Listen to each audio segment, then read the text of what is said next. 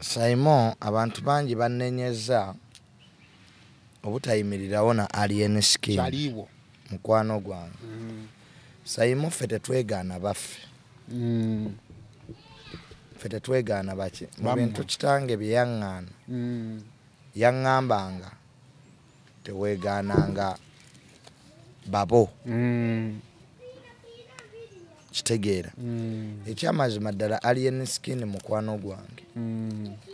Era enkwatagana yaffe erina omusingi kwe yazimbibwa. Kitegeera.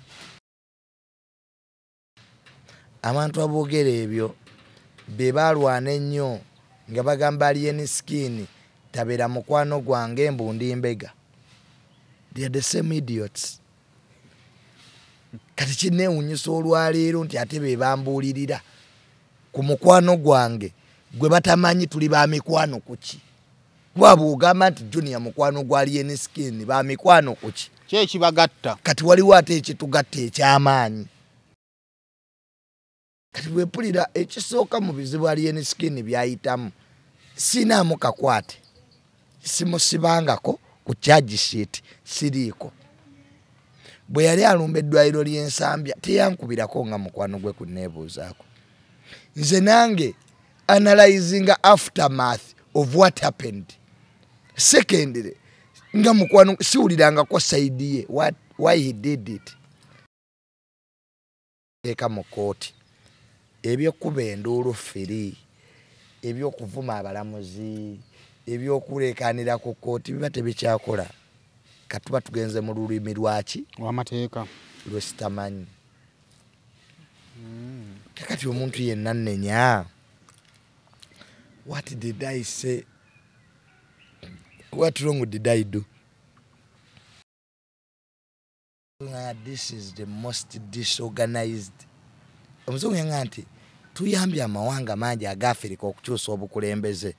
Naye Uganda yatulemera kubanga yesinga okubeera disorganized. Opposition ya Uganda gegamu ku opposition zesinga okubeera disorganized ku lukalo lwa Africa. Era eyo audio nga kana alopa Bobi Wine mu bazungu ekulagira ddala oli omuzungu kye yali agamba. Yagambe tali serious. Abali mu kujjako dikiteeta bagala kwejja. Bagala kwewamba. Kakati omulabe wa Bobi Wine asinga mu byobufuzi si President Museveni. Wabula yekano Kiza Besigye. Besigye muyaye buyaye naawe. Mu myaka 2 gye yamalanga opposition leader 20 years zennaku mmeka. Omwaka gulimu ennaku 3 lwaki teyayogera nabo ku olwo? Abazungu bakazungu wala kati.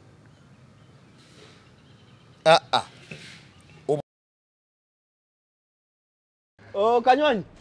Ese mpe omugacho munene. Nenda mga iwe no mushugu omugacho muhango gwa 5 kwati. Kanywanyi twaye uzusengenda zeta Kanywanyi. Muri abashuma ati lebo omanya kusoma. Soma. Weba. What? Mvira. Abashuma benyini. Anko, tera kakasa. Wanji? Tera ko 10 ku mobile money. Tome namba 70. This. Weba.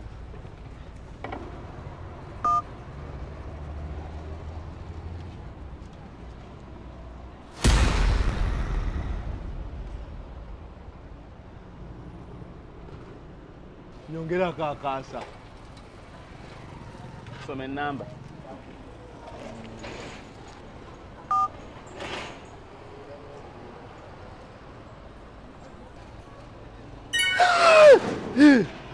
Zijira kakakaga. Yeah? Zijira kakakaga. Some namba. Kanywanyi! Omugati gupakinge!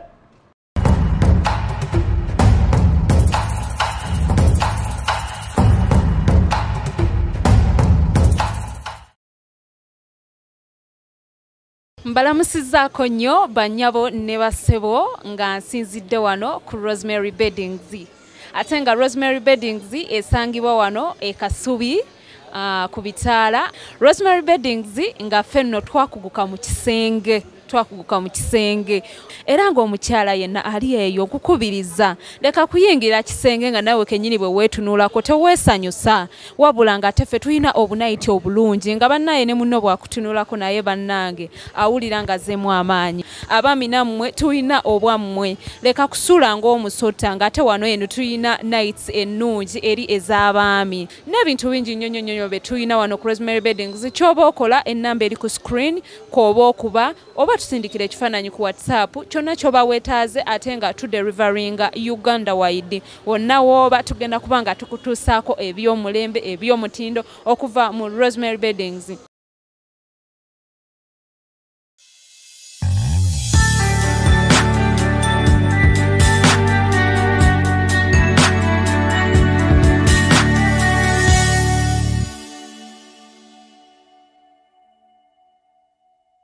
Kale kusema official najyo sinziro kubanga tulaba subscribinga ku mukutu guno okusobola kubanga tofuna videos zifaanaganako bweziti yonna gye wangalira mu bitundu by'ensi nkubuuzaako nenkubaza okubeera nga twegasseeko n'olunaku olwaleero. Kale subscribinga osobola kubanga ofuna videos ezifaanaganako bweziti. Kale banafe ba Lemfi batambuza sente bazijja Canada bazitwala nga bazireeta Uganda, bazijja Bungereza nga bazireeta Uganda, bazijja mu America nga bazireeta Uganda. Bagamba nti basindikira bwereere ekyokubiri exchange rate saabwe nnungi. Kyokka ate singa okozesa kkoodi ya SAYMO SAYMORE bajja kuba nga tebakuwa cashback naddala ng'osindika omulundi ogusooka bajja kuwa cashback ya 30%. Kitegeeza bw'osindika $10 ojja kufuna cashback ya 30%. So kitegeeza wanga asindise $7. Kale bw'oba oyagala olina sente ezo zoyagala okusindika ennyingi nga tokozesangako nkola ya Lemfi, sente ezo nga bw'onaazisindika ojja kufuna cashback ya 30% zijja kuddira. Kale banoonyeeko ensonga ebiri nga tekutambulira ddala bulungi. Kale ate bannaffe abannana Herbal Mouthwash bakutegeeza nti amannyo gaba gakuluma ng'olira sayidi emu ebyokya nga ebyokya oba binyoga bisonyeraza amannyogo nana ajja kuba nga ate akuyamba. Ate era mu ngeri efaanagana bw'ekyo tugamba nawe amannyo ne gaba nga gakyali malamu still kozesa Nana Herbal Mouthwash ajja kuba nga ate akuyambako okusobola okubeera nga ate akuuma amannyo go nga malamu. Kakati mwabali abweru w'eggwanga mwe bensinga okusoosowaza ennyo ne mbategeeza nti osobola okutuma omuntu ali e Uganda oba azze e Uganda n'amukuleetera embeera nebeera nga etambulira ddala bulungi. Oyo ye Nana Herbal Mouthwash. Banaffe aba Uganda Rotaries bagamba nti balina akazanyo ka Powerball. Wangula ne Powerball nga bw'ozannya.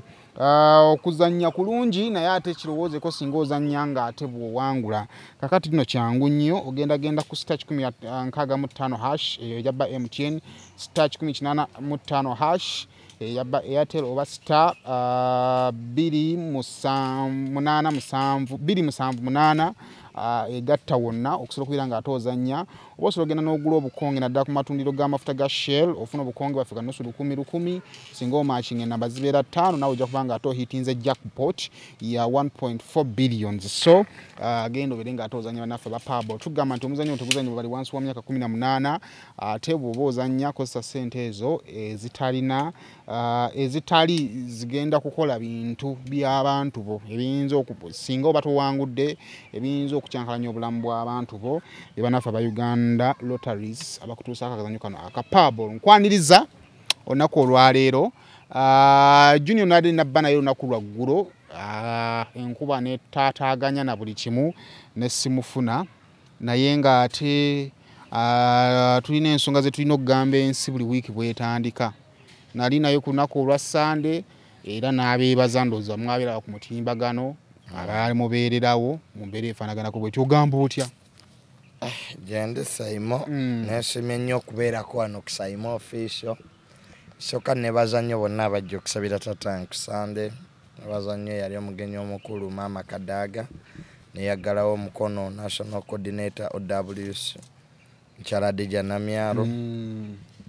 Nebaza nnyo atwala ba RDC mu ggwanga. Nebaza nnyo famire yaffe yonna basenga bange abooluganda abako n'ab'emikwano. Ndabira jjajja olujjajja yali atuddaawo jjajja omweru. Yes, jjajja waffe oyo. Mundabire. So bonna beebale bambi mwebale kwesa mukolo gwange kitiibwa. ndowooza waliwo abaali balowooza nti Junior abakulu si bayina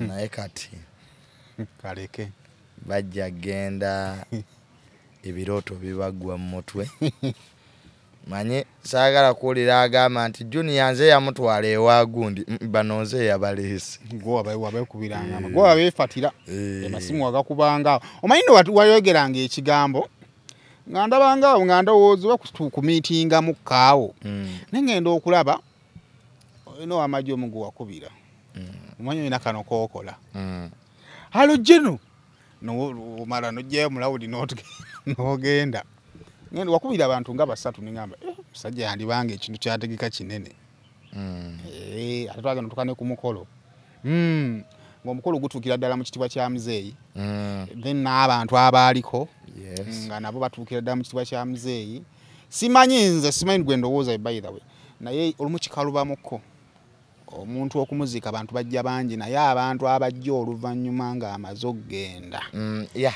si kintu kyangu ng'omuntu amaze okuvaawo abantu okuddamu okubeera abangi bwe batyo nga be twali tuyina kubanga waliwo abaali balowooza nti abantu baali bajja lwa muzeeyi Mwami Tamale emirundi siniya naye nange Junior yasigalawo ngezezzaako okulaba nti nkola emikwano ate nkuuma emikwano Saimo nze abantu bonna bakimanyi ndi musajja mwetowaza ate mukkakkamu image abantu gye balaba ku social media wano eyinza okuba ndala nnyo negyenjolesa nga nsisinkanya abantu ab'enjawulo nkolagana wekyetaagisa okukolagana bompa ekitiibwa nkikuwa ate Saime above all tatange bwe yali tannavaawo yandaga abantu bangi kubanga era yakitegera nti olunaku lumu tajja kukolaki tajja kubaawo kati abazadde abandaba gwe bw'ovaawo osobola okubaayo n'omwana asobola okuddamu n'ayita abantu abo ne bajja ne confidence kubanga legacy ya muzeeyi ekyaliwo ne even the confidence kintu kikulu nnyo abantu ne bafudde wano omugenzi Isima wamulaba okuddamu just zaali nnaku 4 naye twali batono naye kati omugenzi Katolu Bwama tebaddanga mukolayo kintu wadde okitegere kiddamu okugatta abantu naye Mwami Tamale we gibanga gibadde emyezi 3 naku nga 9 ne tuddamu ne tufuna abakulu bwe batyo komawo okujja kiba kitegeeza nti abasigalawo balina omulimu gw'amaanyi nnyo gwe bakola kubanga omutwalizo ganze gwe nali manyi yakola ki yagenda teri kinkola ki kinzizeeyo jukira twali kufa kwa Musumba Yiga mukazi yali atudde awo kakati ndoza waliwo baali babasitula kubajja okubateeka walala kuba mukazi mutuleke tuziike pasita waffe agenze mulabe tutunaddamu okujja wano so kitera nnyo bbeera mu bwongo bw'abantu ekyo so kintu kikulu nnyo era mbeebaza bonna abantu ab'ebitiibwa obutaawulamu abajja abaatuwa essente abaatukolera buli kimu so twebaza Katonda ogamba otya gyendi sirina mutawaana ndaba nsinga bwetambula Saime ensi eno esobola okukukyukira mu ddakiika ffenna tuyita mu bizibu eby'enjawulo abantu balina okukitegeera nti abantu bonna balina ebizibu ffenna tulina ebizibu naye ndowooza nkaaba yeeyawukana era obanga okuba abantu ebizibu byo bibakuba empola Saimo we twogerera wano waliyo abafiiriddwa bambi kakati buli omu bunsi alina ebizibu eby'enjawulo kati ng'obikaaba oba ng'obifunye tulowooza nti ebibyo by'amaanyi nnyo just abantu tebeetimba bizibu bye balina so bannaffe tubeere bagumiikiriza ate tubeere bakkakkamu mu buli mbeera yonna Saime ekusoomoozebwa sooka obeere n'obukkakkamu kuba teri mbeera ya lubeerera teri mbeera yaki tewali mbeera ya lubeerera nze naffe lwatatange nali manyi nti ensi ekomi naye Saimo nebaza Katonda nti nsobola okujja wano ne tunyumya era omuntu andaba tayinza na kulowooza nti mbadde mpita mu kaseera akazibu so obukkakkamu n'okwekwasa Katonda n'obutaggwamu maanyi weewaawo mu nsi muno buli omu alina omukisa gwe gwe bamugumiikiriza buli kyoyagala ojja kufuna abavuga amamotoka olwaleero tebazaalibwa nagwo abazimbye ebizimbe Saimo tebazaalibwa nabyo naye just kuba mugumiikiriza obudde bwe bujja kutuuka so yembeera emu okay olunaku olw'ejjo omusajjawo bamuzizaayo era nk'owulirayo amaloboozi aga Junior musajja we nga tamubeereddeewo kussa kati nze Saimo olaba nga bwe ndi wano mwenja ne ngamba free alien alina kwanga ekizampa ajamiisa omulaba singa aba alina omukolo ahanga bali bagulawo ekisaawe nali nno musanyufu ne saagendayo nekyali kinsanyusa nti Munnayuganda atadde enkulaakulana mu ggwanga lye era nali musanyufu era nze buli wendaba express ng'ezannya ndaba ekisawe omupiira gwa express nze kunze bwe bisinga ekifaananyi kirabika obulungi lwa kisawe kya hamu nene bwe sigendayo kasitamba sinoomye mu mutima naye Junior singa tunula kuba tabaako bwe tukulengera omuntu agamba asobola bbanga mu mutima yasanyuse naye Junior wano abadde alina okubeerawo kati amalowoozi agamu nga gagamba nti Junior naye oli musajja we waliwo abasajja be bayita wendigwa wooligwa wendigwa ngamba bwe naakufuna tujja nnyumyamu tumanye ebintu engeri gy'obirabamu ggwe ng'omuntu omanyi ebintu current affairs zikyuka leero kisobola okuba nga nzikiririza mu gavumenti ya NRM enkya lwenkizuula nti nno abantu bwe bati abafiira mu malwaliro ngamba nedda wadde badde njikiririzaamu kati ate ngaanyo gikkiririzaamu so ebintu bikipinga on nga bikyuka Saimo abantu bangi bannenyeza obutayimirirawo na alien skin kyaliwo mukwano gwange Saimo ffe tetwegaana baffe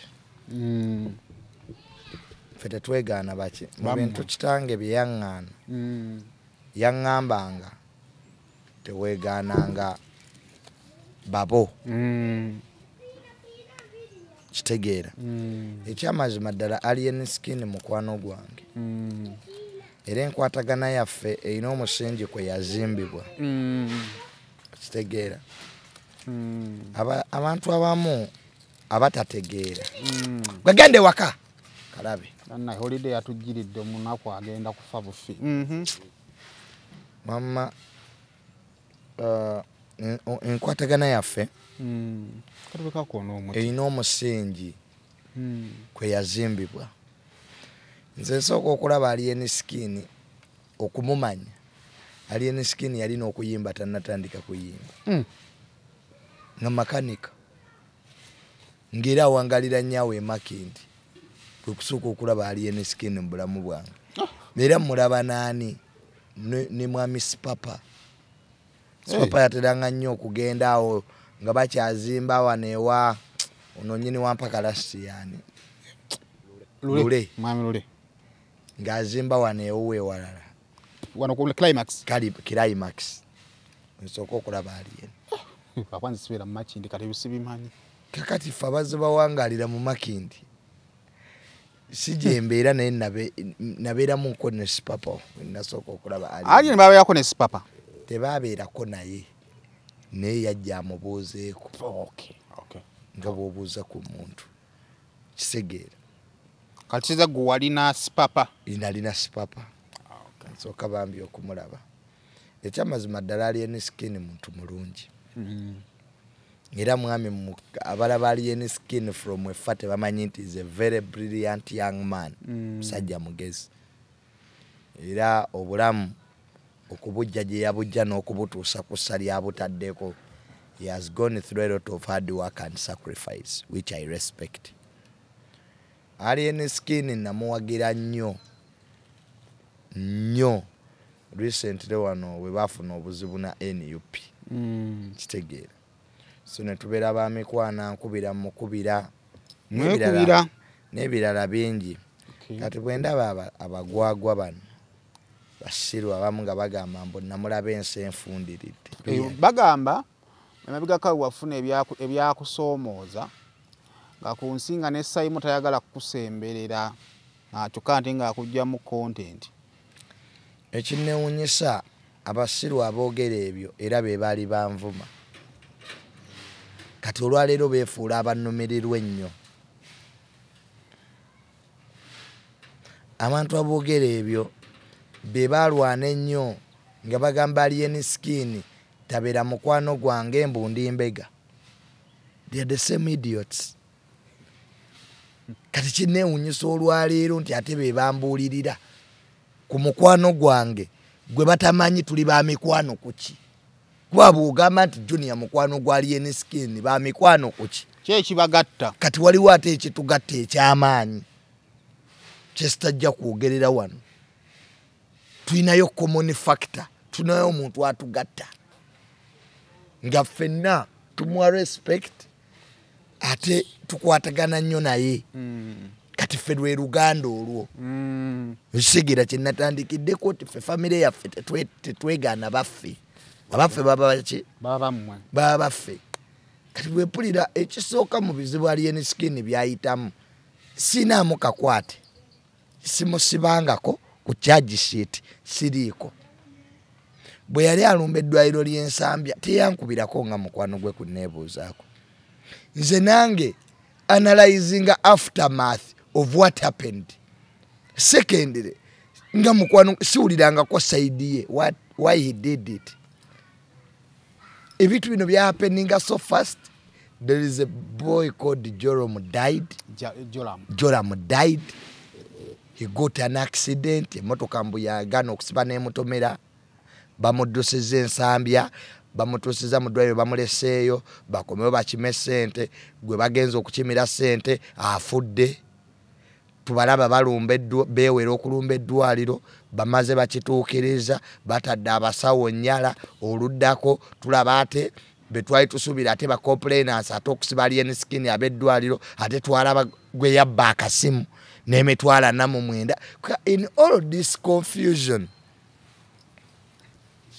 I have clearly failed to know what exactly ekiriwo. Anti omuntu wakubuuza what would a friend do?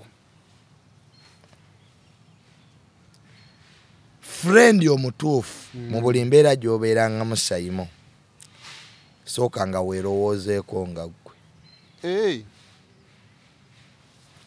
Before you offer help, sooka olowooze ku position yo gwe. Sooka olowooze ku position yo nga ggwe omuntu.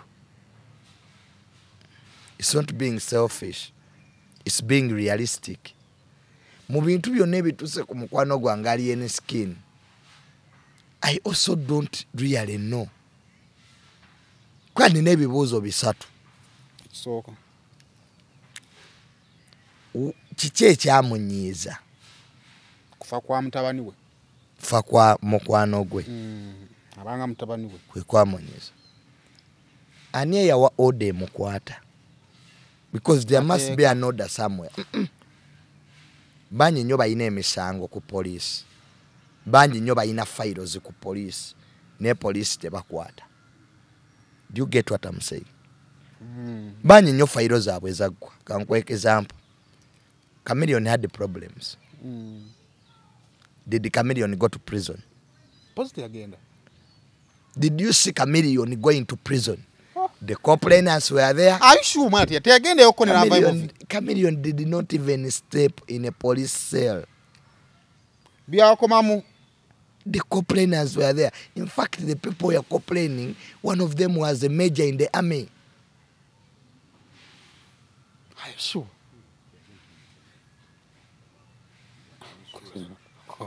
Kakati byenkugamba ebintu bino Simon, bintu byakubala. Si byaku yingira mubbe nuviri. Hey, kakati kino kyabadde bwe kiti kakati I can't do that. Tosa chikola kubanga you're not sure of what happened. Tosa chikola kubanga wala byokola kyaliwo. There are question marks. Oli mukwano gwange Simon. Bazen banga Simon kankwereka example va kukwata omukazi babadde ewantu ne bawaaba okulwanagana ne wabaawo afa. Statement zenkola nange zisobola okunteeka mu musango ogwo kubanga poliisi yaddemba okuŋŋamba Junior jangu otuyambeko muki mu kunoonyereza. Kyenva dagate buli kimu ekibaawo sooka gwe nga gwe olabe ky'oyingirira sooka otuuleko wansi n'omwoyo gwe weebuuze 3 questions. Kati ani eyawa order ekwata alien skin? Ani eyawa order okusaakinga amaka ge Julio bamuleetera ku mpingo amagye ne police baaze amaka kitegedde mpulira bulungi. So saagala bigenda deep. Ekyamazima ddala nnumirwa wamu ne alien skin era nsaba wabaawo omukisa gwonna aveeyo mu kkomera. Nze ndi mukwano gwe sisomangako mateeka. I'm not a lawyer. Neither do I work in the judiciary. Saima omuntu we bamukwata ne bamuteeka mu kooti ebyokuba enduulu firi ebyokuvuma abalamuzi ebyokuleekaanira ku kooti biba tebikyakola katuba tugenze mu lulimi lwaki w'amateeka lwesitamanyi. Kakati omuntu yenna nnenya. What did I say? What wrong did I do? I don't know this case well. Ndaba ba complainants bava ebule n'ebweya. Ono bamubesimu. Ate bagenze bamuwe ssente. It means ate kati yakikola. Ate wali mu kooti yagambye emisango gyonna agyegaanye. Kati even saying n'obutabaako kyoyogera obaako kyoyogedde. Bangi nnyo bakwano ba alien skin bangi apart from me. Alien skin alina emikwano bo boogedde ki? Wala boogamba nti Lufiga mukwano gwe omugongo aguyiyeewo. Gundi mukwano gwe omugongo aguyiyeewo. Mu crime tetubeeramu na mikwano. Crime has no friendship. Then maybe that one. Yes. We can't have friendship in crime. The only thing I can do as a friend is to stand with him, and if there is any room, esobola mujja mukomera, I ask the lawyers, because nze Junior byenjogera n'omulamuzi tabiwulira. Nubira wasoma amateeka degree 10 olina ofuna lawyer. Era yawanisa omukono lawyer judge namugati oli represented ate omukono wanika gwaki. Omulamuzi abatakyalaba alien abalaba lawyer we. Kati fena obuyambi bwe tuyina buwa lawyer. If there is anything you have that can help alien skin, go to his lawyers. Almutawa Enterprises Limited bano be bakafulu mu Royal Estate Development oyagala kutunda oba kugula ttaka. Almutawa Enterprises Limited be bakafulu balina plot enteeketeeke obulungi ate ng'ebbeeyi esobokera ddala. Ensonga zonna ez'ettaka n'oddikulakulanya zonna bazikolako, bagula n'okutunda amayumba ate basooloza n'ennyumba z'abapangisa ku lwa Land Road kwagatta n'okulabirira ennyumba zo. Almutawa Enterprises Limited beerufu. Almutawa Enterprises Limited esangibwa e Nansana ku Hoima Road mu Nansana Municipality. Oyinza obafuna ku ssimu 0705479993 oba 07533946 ne ku ssimu ya WhatsApp +773623889. Teweerabira Almutawa Enterprises Limited. As an observer, kwe bikoleddwa bye bikolebbwa. Has he been helped enough? Ayambiddwa ekimala. Kubanga tifaza zonna kyonna kye tuliko November agenda leero 25 leero 26 tuyingira December. Kati what we need is him to be out before mwenda. The lawyers had asked for bail. bamuwe eki kyenva nagambye nti amaanyi ge mutadde ku junior atali looya atamanyi mateeka okitegeera twandibadde tunoonya balooya be bambi ba askinze for bail naye omulamuzi ebituli bye yakubye mu bail application eri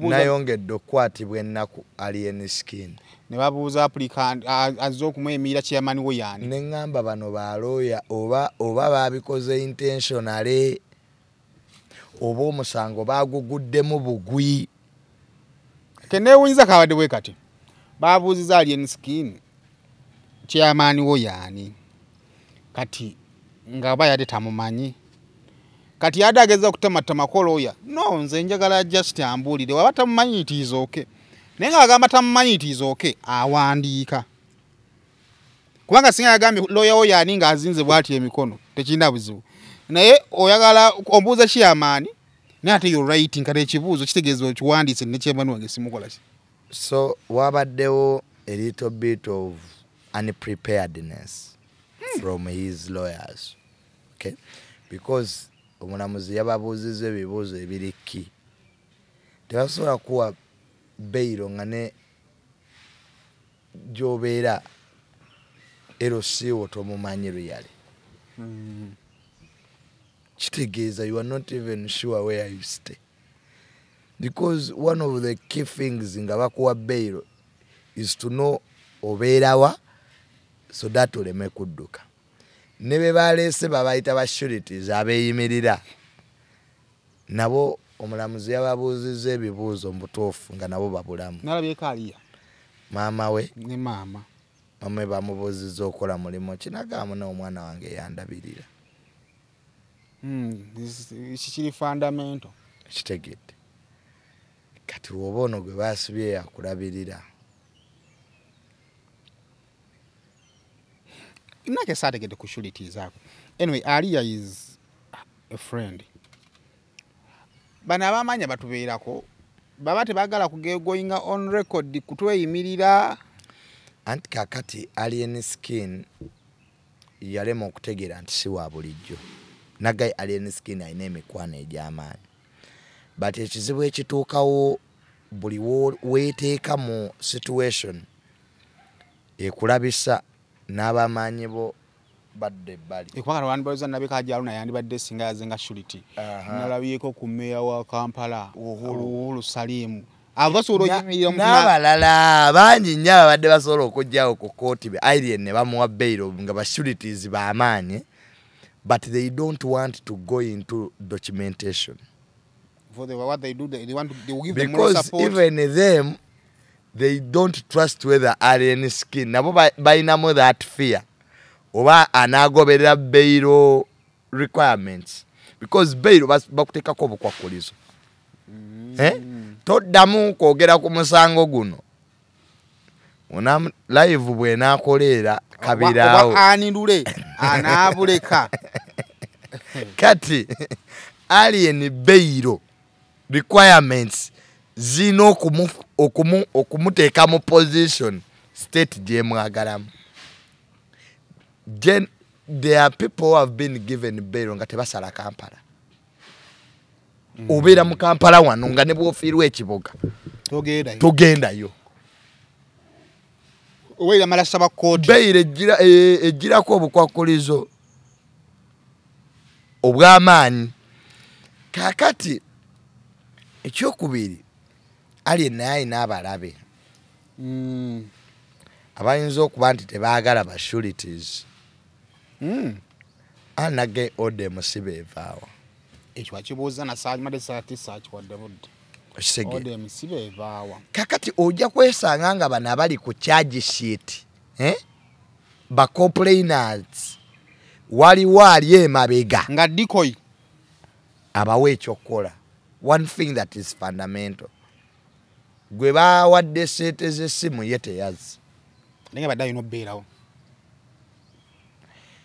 ogwa asaluti bagumusomedde naye bagenda gumusomera ng'akomyewo anti bali be yakuba eri mu ddwaliro balina okujja.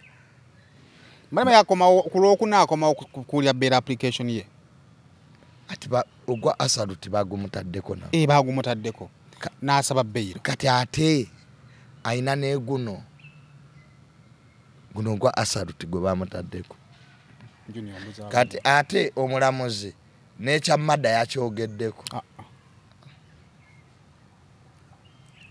emisango gye bakyaleeta kati giriwa gye baba bamuwerako beyiro nti nedda yazze ne bamusomera omusango n'agwegaana banyina okwegaana omusango n'assaamu beyiro gye bamumye ndowooza omulamuzi yeyongera okwetegereza paka nga 24 kati alien wakoma nga 24 kyetulindirira endaba ya mulamuzi bw'abanga alien ate giri Asalut ati ye Asalut yeyorokuna kati eri ya mwenda ye yakasimu naye jukira wakasimu ali bamaze okukkiriziganya kati itize mata ofuna wakasimu ajje mu kooti ye yakasimu yosaga ajje bigenda ko nyokuba yo yawedde tennaggwa kubanga terabiseko mu kooti anti kale ba olite yazi kati kukyali aguli pending naye ne yamugambye obutajja ngate bano bagaba bamusasudde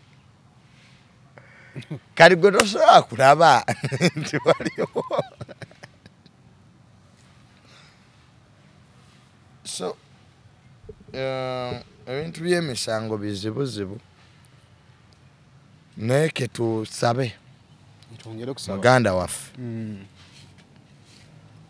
ajja kuvaayo. What are the biggest lessons zetuwa abaana naddala abali ku mutimbagano kubanga kati alien is alina tuli wane sawa in the fact that twogera ku alien ali tasobola kuvundira mu komera tulina ennwana 3 ku social media tusobola okusalawo sayimo twevume buli omu n'avuma munne nadda ewaka sayimo tusobola okusalawo ne twekuba physically n'ongamba Junior jangu onsange wano nkukube mu kasaawe Chameleone Bebekulu babikola ngedda ne Bobby Wine ne beesanga mwanjenwa edda yalinga nesigala ng'ekola ebyayo nga bamaze okwekuba ndooza ne beetwala mu ddwaliro bo bennyini ne watabaawo aloopaani naye kati ennwana esinga obubi ye y'amateeka kubanga etteeka terimanyi nti mbadde musaaga lyo etteeka libasiraba etteeka terimanyi humanity tibambi nabadde nnyiize nakikozesezza busungu okitegeera that's a problem kale mu buli kye tukola kyonna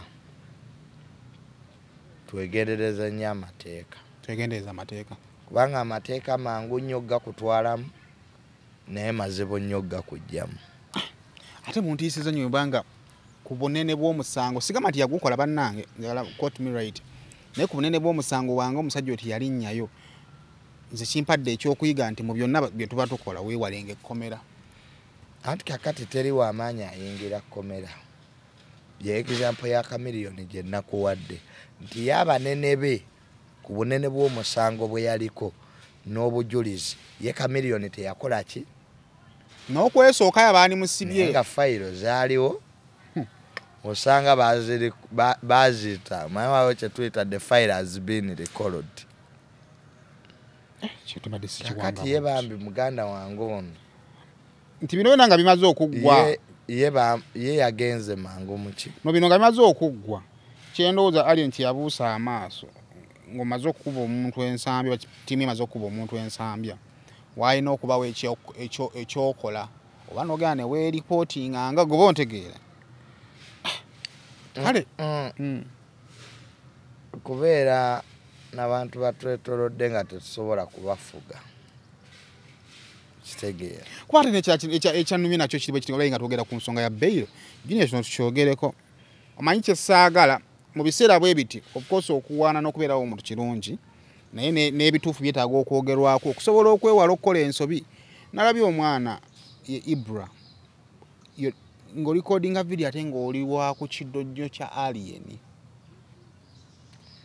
bakwana bange abafango ne basooke bakkakkane eyo video si nnungi tulekerawo okukola videos ezisasamaza kubanga abalamuzi bano nabo babeerako nga balaba ab'ebyokwerinda babeerako nga balaba ekifaananyi kya militarization okola militias manye ekisumbu wa gwanga baliyita Haiti abayaga baali wamba kyekyasumbuwanga Colombia tugondera amateeka g'eggwanga tubeere bawulize aye omulamuzi yakikonyeeko bangi nnyo bantiisizza okujja bankube bw'olwokuba saayimiridde wamu ne mukwano gwange munaadde nina okuyiwawo omubiri nze mateeka sina wenjiwira mubiri siri mulamuzi siri looya so mukwano gwange ali enskin musabira yonna gyali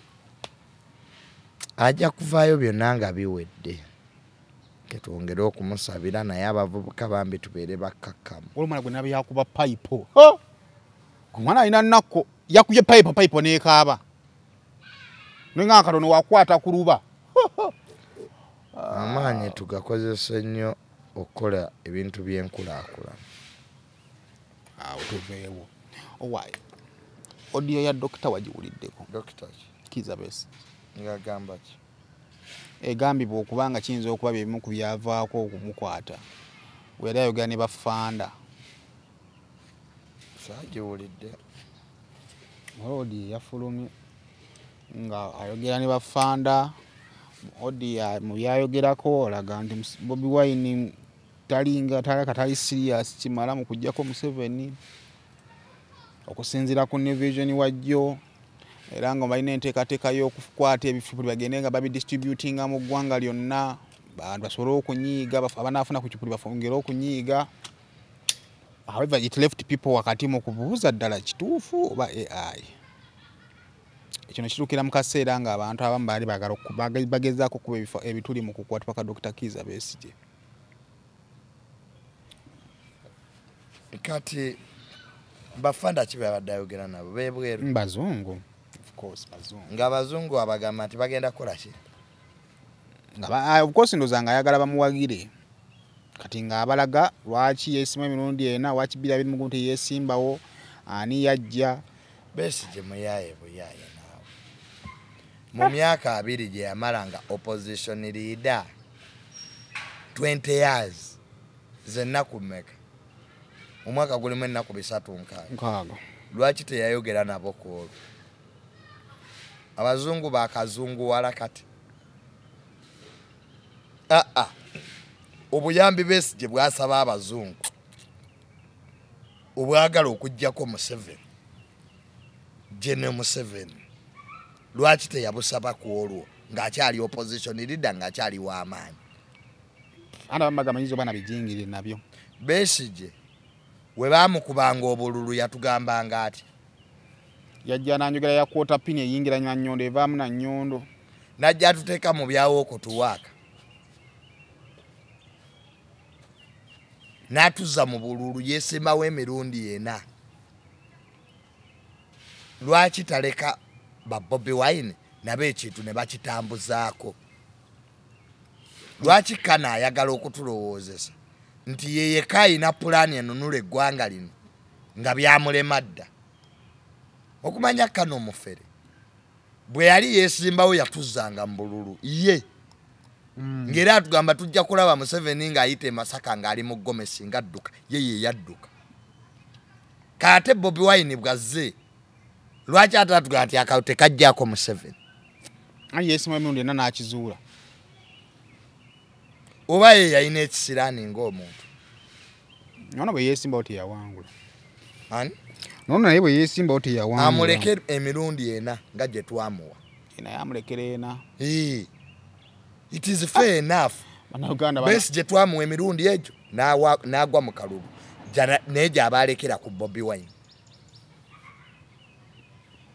That mentality ye Besigye lwaki amagezi amangi g'ayina tagenda n'akwatagana ne Bobi Wine ne bagagatta?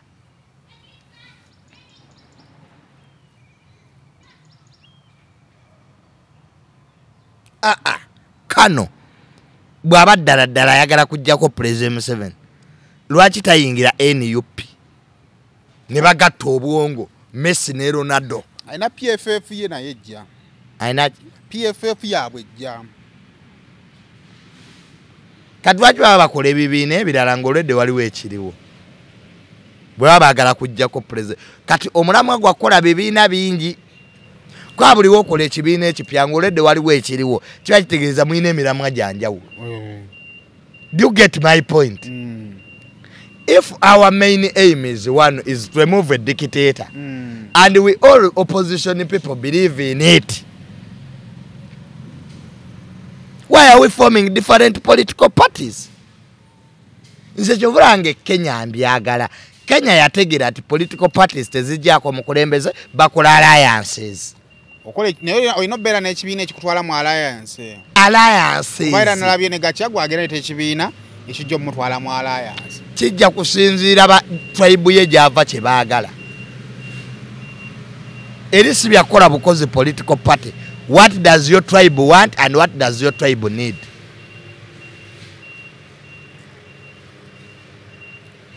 Wano recently Uhuru Kenyatta afuga Kenya right now. Yali mukwano nnyo gwa Raila Odinga. Ruto, sorry. President Ruto. Yali nnyo mukwano gwa Raila Odinga. Nga bakuba abakikuyu Kibaki ne Uhuru Kenyatta. Ne bamala ate ne bakiwuka. Ne mwa ICC Ruto yagenda. Uhuru ati ICC malubaita. Uhuru ne Ruto ate ne begatta abali abalabe. They were enemies. To save themselves from ICC on Africa president on Africa chi. Ekisinga kwewuunyisa. Ruto yali atakuba Mwai Kibaki ate mu government ye yali minister wa agriculture. Kakati Kenya etuse ku level yaliyo democracy.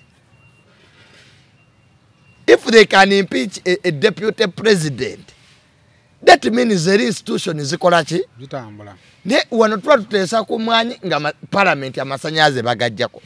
Which type of parliament is this? Ababaka mwe bali mu house. No gena ku main switch no jaka amasanyalaze. Kati yagenda ku main switch. Zekintu ekishansa sapaka nakati yagata. Ombaka nawe agabe yagamba tuyena munzikiza. Ako mbaka aliyezikiza. Namini gwe tuvumanti musiro nobote tebagenda koko main switch kujjako masanyalaze nga babaka bali mu house. Kati era kati bagenda kola committee of investigations parliament eyo teswala kunoonyereza ni yajjaka masanyalaze ku main switch bajja teeka wakachika kanoni nga bo benyine be bali mu nze nava ku parliament tebaswala. There will be a committee to investigate. Okuvako kwa masanyalaze kuteesa kwetteka lye muwani. Kwava kuki? Ani yale mabega wokujja ku. Era bayise billion nga 2. Nesende bajayisa. Bali ekeki banwe kyayi bakomewo nencha neruli bakomewo bakola reporter bajiwe speaker. Kakati n'olwekyo njagala okubuulira Simon. Bannabya ofuzi ba Uganda ye batalekerawo kulowooza nti politics mulimo not a service. Kikisumbuwa eggwanga lino okuba nti politics gwafuuka mulimo kalimu si buweereza. Kanywanyi ese mpe omugacho munene Nenda mga iwe no mushugu omugacho muhango gwa 5 kwati Kanywanyi twayibuza usengenda zeta Kanywanyi muri abashuma ati lebo omanya kusoma soma weba what mvira abashuma benyini Uncle tera kakasa wanji tera ko 10 ku mobile money tome namba 70 this weba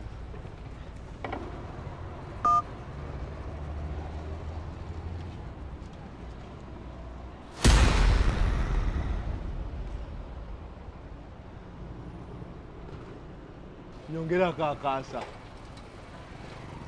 some namba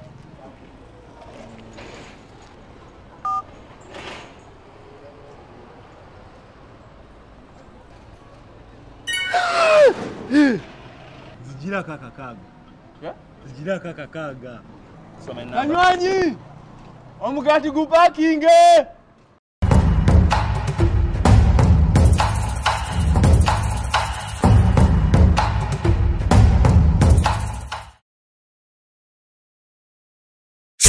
TV esemaka 13 kuuma showgrounds ekuletedde emyaka 25 egy'amooti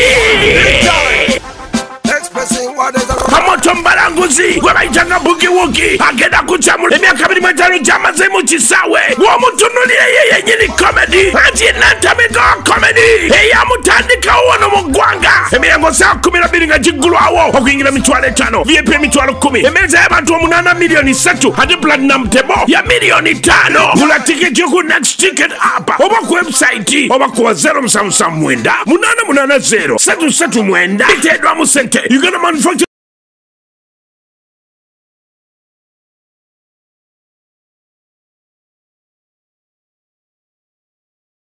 era kyovulabanga buli yemupya ayagala mwana we yabaamusikira bannabyobufuzi batuuse ku levo ng'ebifo balaba byansikirano bufuuse bwa kabaka n'osanga omubaka ng'alwana ne babaka banne olw'entebe gy'abadde atuddeko era gy'ayagala atuuleko that entitlement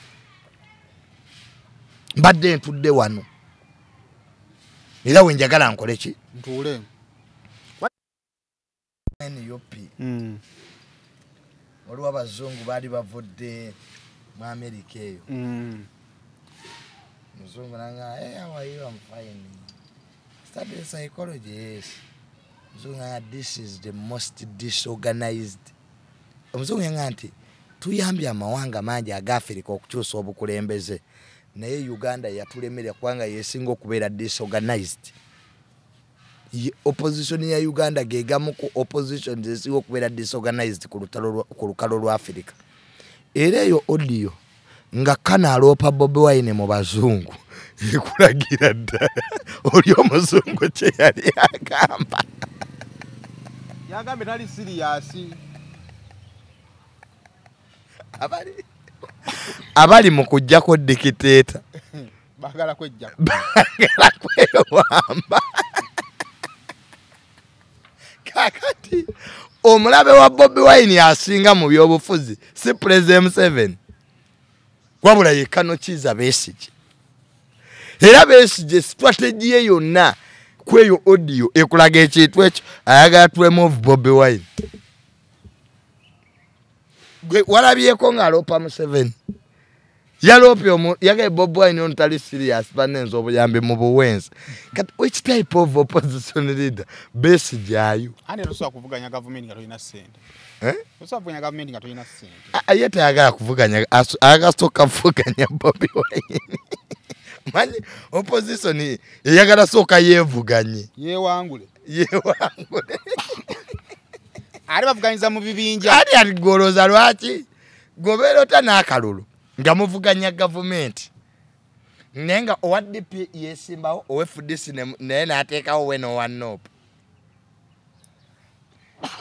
ne mwawula obululu bwammwe nalabye bana balina omukago badde baguyita Holy Alliance kati abo baavuddewa mulimu DP Buloko mulimu Nidi mulimu CP aba Nidi badduse nga DP Buloko esuso bwanna kyemalira mukako afuse mukako kati ezo zibuloko zowulira babayita bacuba mu byobufuzi nze omuzungu yanyinyonyola Omumerika ye yali talabangako opposition erimu clusters z'abacuba babuloka wanga babuloka b'amataka kati DP Buloko weeri Holy Alliance wetwogera ezo zonna zola Alliance buli wowulirayo Alliance buli wowulirayo Buloko kaba kakundi kabuleka yagenza okulaba mukako amugaggawalako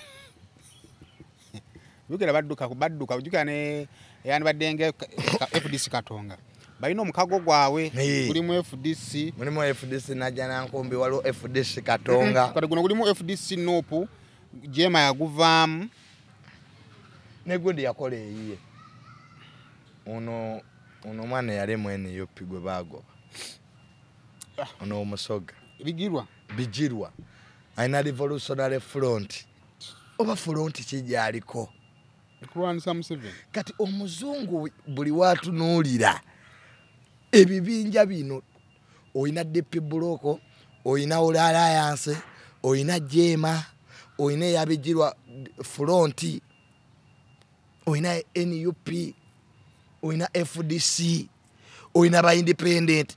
You cannot have opposition divided like that and you expect anything to do with winning a presidential election.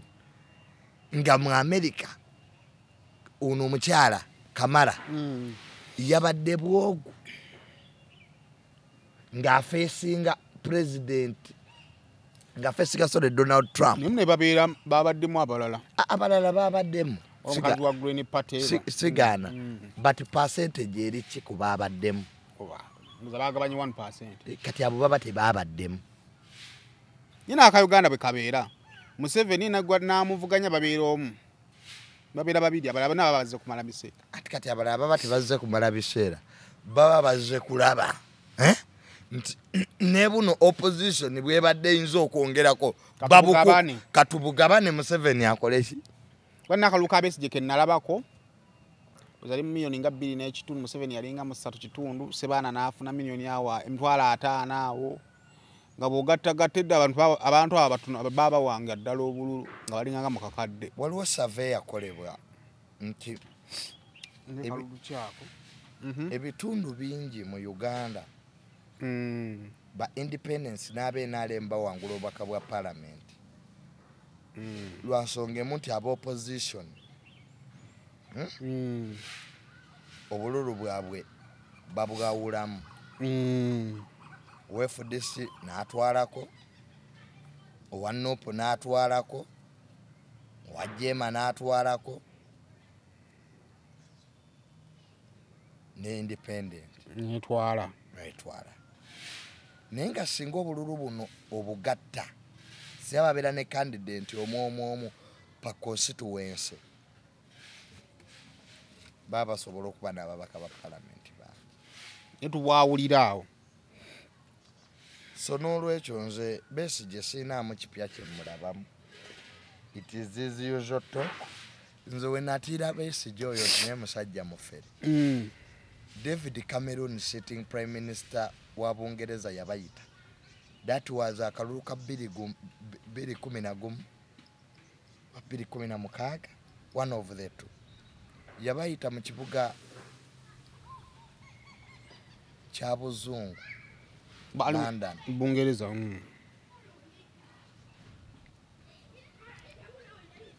Kakati Bungereza ye London Buzungu ye England n'abayita kale tugere maaso watule Bungereza bonna bakiga Kano Besigye mukiga Honorable Mbabazi mukiga David Cameron Prime Minister wa Bungereza n'abagamba Besigye lekera mukiga munno Mbabazi akwatemu naye akwatemu tukusupport nze ki era Bungereza yali willing okuleeta packages ziyinza okuleeta ku nkyukakyuka wano nga kubimu kazitoke bali bataddeko president Abangereza nga bamugamba oba toyagala tuwagire Honorable Mbabazi oba mwami Besigye leta kibayita electoral reforms isi chairman abeere nga alondebwa independent President Museveni nga bw'ayina omukisa Kano yakkiriza Bungereza alekere Honorable Mbabazi yali yakatuuka wali Entebbe airport n'alangira nti akalulu akalimu nava ku Besigye mutwali mbagite batye eyo go forward TDA ila TDA nekola ki negwa kati Besigye atalekera mu kigamu ne Mbabazi kala akwatemu analekera ono Bobi Wine kati ekiruma Kano kiri ekintu ekyo nibwo mulaba alemeddeko kasente ka parliament ate bayingulidde bakyalya tokibayikana kasente akali kwa iPod awo nenda babaka bali eri bakagabananga waliwo akasi kate NUP ye kafuna kasava ya kuwaiswa ya kadefendinga nnyo this constitutional money mu cost dictator afuge gwanga ataba ne constitution etegerekeka. Ani mu multi-party politics. You cannot respect the laws of a country when a dictator is in charge. Kino kitachiri. Ne Junior nga tumaliriza. Is it a question of chendoza opposition ya Uganda ekizibu kyayo? Nti amateeka weegali netegakwasibwa. Kati agakwasibwa, it is government is mandate. Agatakwasibwa gatugikoshoninga. What is a government and what is a state? And what is the work of a state and a government? Gwanyinyonyola. Gana amateeka galiwo ga government yenu. Kyovulaba n'amateeka agali eri e Bungereza galiwo mu linnya lya Queen w'e Bungereza. Era Queen w'e Bungereza alina amateeka agatamukwata as a sovereign. Alina veto. Nsomye bakabaka b'e Bungereza bakyalisi bonna they have dissolved the parliament. Dissolved the parliament. Bagiye. Nanjigadde. Read about Charles the first, Charles the second. They have dissolved the parliaments. Queen wa Bungereza taina passport. Aina ATM mu basement ye. Swans yazi owning okukwata ngo lyake emoja mubulira. Zonna. Kakati amateeka gabeerawo ku lw'obulungi bw'oyo ali mu buyinza. Era police ebyo byagga nti police keeps land order bakulimba. Police keeps the government in the power to be in power. Era wa Bob Wine waliwo kabangali empya zirimu amafuta. Naye kabangali ezigoba ababbe ku police zote zirimu mafuta. Era DPC baba bamukubira Kyagulanyi has finally escaped. Utegera nti police ina amafuta naye gwe gendo bagenti waliwo ababbi. Because we don't have fuel. The fuel we have is to look for where Bob Wine has gone. Eno intelligence yayambadde ki? Gwe tomanyi Kyagulanyi bwe afuluma bamunoonyeza ku saati abadde ambadde kambasi. Tosobola kuba na intelligence yayambadde ki? What was he putting on?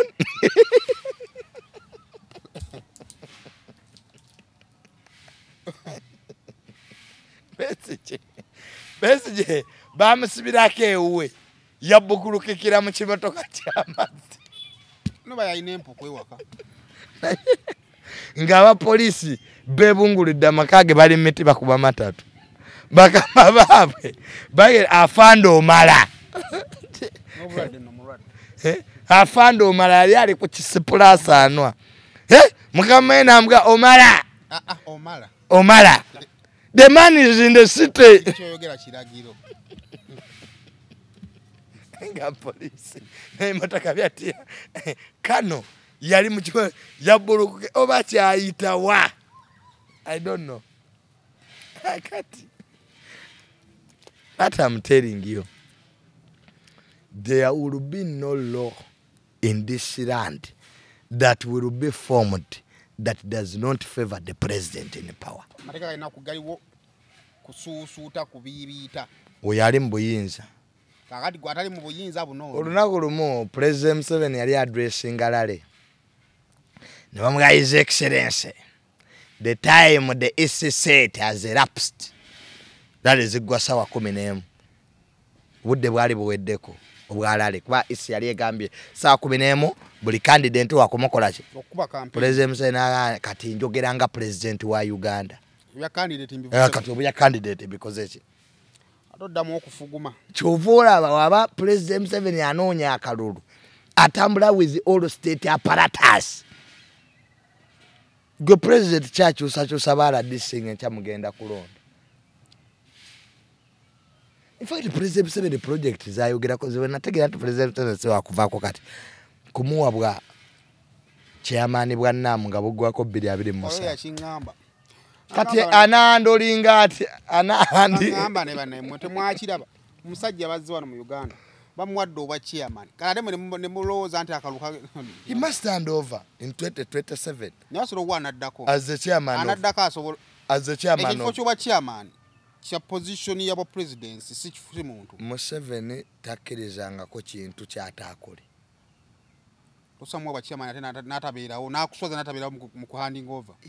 Go and look at President Museveni's speech in the African Union. Nga bonna ba Julius Nyerere ba Gaddafi bakyaliko. He used to talk about the future of Africa. And the president knew he will be around when Gaddafi is not around. And bali tebamutegeera by the way. George Bush yakolako statement naga President Museveni is a beacon of African democracy. Nga America bamwagala. Wano Hillary Clinton we yajja wano. Oli Clinton bawa Hillary. Was it 2006? No, 1995. 1990 something. 95. No. Nga America baagala Uganda ne bakuba America Somalia, they had to call in Uganda to come. Kati President Museveni amaze emyaka emekanga teri American president yalinnya wano 20 years. Obama twamuyabulizi wali kumulya. There is no any US president who has stepped in Uganda for 20 years. It means American police fete tukyagikolachi. Naye wali Kenya bagenda. Era kabaka we Bungereza yabaddewo. Kwabagala kwato gwo omwalo gwe Mombasa. Kubanga American police kati mu Africa etambulira ku Egypt, Angola, South Africa yo baagita, Africa, Nigeria. Ethiopia na ali nnyo mu bali ba gundi bamutadde ne mu BRICS. Ethiopia. So kakati nga tumaliriza. Ekyamazima kiri nti Uganda terina leveled ground ya fair competition politically. Amateeka agaliwo gafevalinga president yaliko. Esente z'eggwanga zikozesebwa okukuumira omukulembeze aliwo mu buyinza. Gavumenti yonna etambulira ku kituyita micromanagement. Bonna balinda president asalewo. Which is equivalent to North Korea and Iran, where they wait for the Ayatollah Khomeini of Iran to say something. Israel yalumba Iran recently. Most of the senior people in Iran were downplaying the damage Israel did. Ayatollah Khomeini yabagate muddamu kyogera. Mwogere nga mulaga nti batulumbye era ne babako damage gye bakola ki. Don't undermine what they did. Olulimi ne lukola ki? Ne lukyukirawo. Kati wano kye tuliko. Osanga government yonange eti okusalawo over something. They are waiting for the what? Let me give you ebintu by'emmwanyi nga maliriza. There are so many people in government abali batagala Uganda Coffee Development Authority egende. But because the president had come out to even write letters, they had to shut up. Kati chibaita chi? Microchi? Management. Which is very dangerous. Kati chileta confusion that recently we had the Genomos coming up for presidency. Mutabani wa president. Ningo sanga abantu batya n'okumuliraana. Ngo ba minister bebuuza. Is the big man aware? How can't the big man ngamba kamunguluze yaluma baba parliament yaluma ba minister bagala okugenda tebagala kugenda leero bali wa Museveni bali wa Muhoozi standby generator enche bali wa Muzeyi tova ku main kati okumanya president Museveni yagala obuyinza nti ne mutabane we batuuka okumutya kubanga taata walowooza. It's like me having a function and you fear to come because my father could think otherwise. Kakati n'olwekyo bano ba Bobi Wine are just comedians loitering around shouting, oh tugenda kujjako dictator, but on the ground there is nothing. Kwanga ekisolo by election y'ekisolo kati ate manafa bagende ekisolo babakubye. What will you do ni manafa? District zino baziwa amanya nga bategedde. Kino kireetera kiri.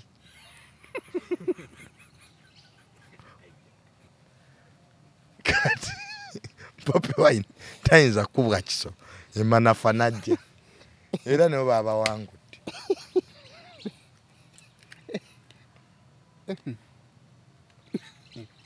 Vele bulungi